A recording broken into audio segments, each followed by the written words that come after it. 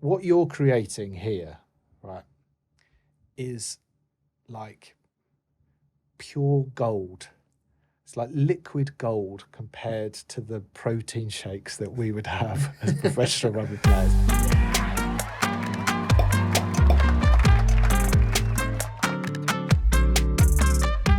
Around that time, you made it into the Lions team, and all of those little edges that you got to sort of beat the others to that place. Talk a bit about that, because like I think that we were chatting before about, like, in terms of physical, pushing your body to the physical limit and the sort of peak of sport and the intensity of a Lions tour, it doesn't really get much more intense than that. Like how did you prepare? So those edges you talked about, talk about the nutrition. You mentioned before about the scales and how Yeah. So that when the game went professional, and everyone knew that, when it wasn't professional, you'd have a bowl of pasta the night before the game, and you thought that you were right on your nutritional values. There were spot on. Whereas there, towards that late 90s, playing for England and playing for the Lions, it would get to the point where you would have your notebook, you'd have a little very sensitive scales, and when you're picking your food out of the buffet and you sit back in your seat, you are scooping your potatoes and putting it on the scale, weighing your potatoes, making a note in your book, putting them back on your plate, put your broccoli on there. Same thing for your chicken breast, and I can't believe that. all brown pasta. Everywhere was brown pasta.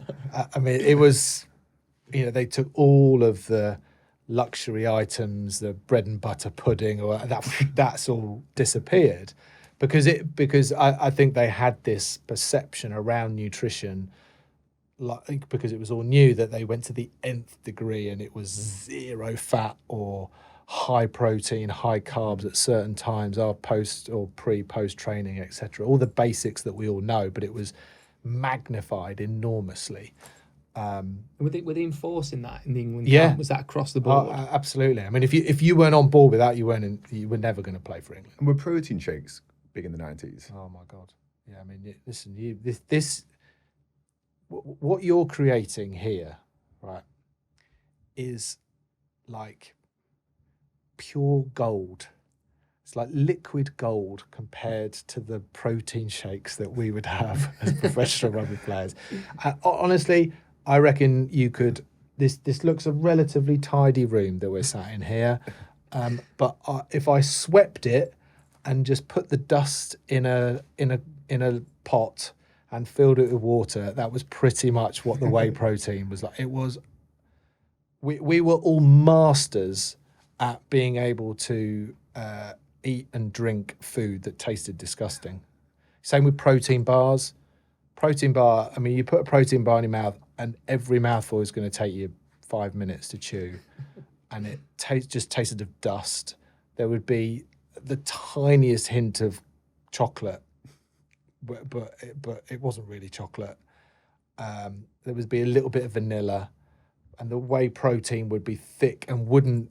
You'd shake it, but it would still have big lumps in it.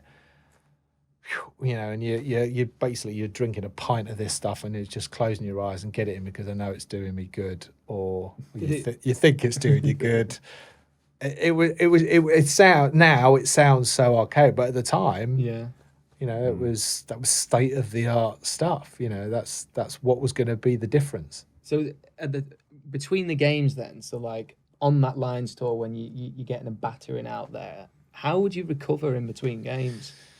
Because that's like the level of information and the knocks that you're picking up, and just the general exhaustion after something like a Lions clash. Yeah, the short turnaround was the key, where you're playing at the weekends, and it wasn't just the fact that you were playing on a Tuesday and Wednesday, but ordinarily in line squads, if you're playing on the Saturday, you are up on Sunday morning and you're holding tackle shields for the team that are playing on the Tuesday, if you're not involved in the Tuesday.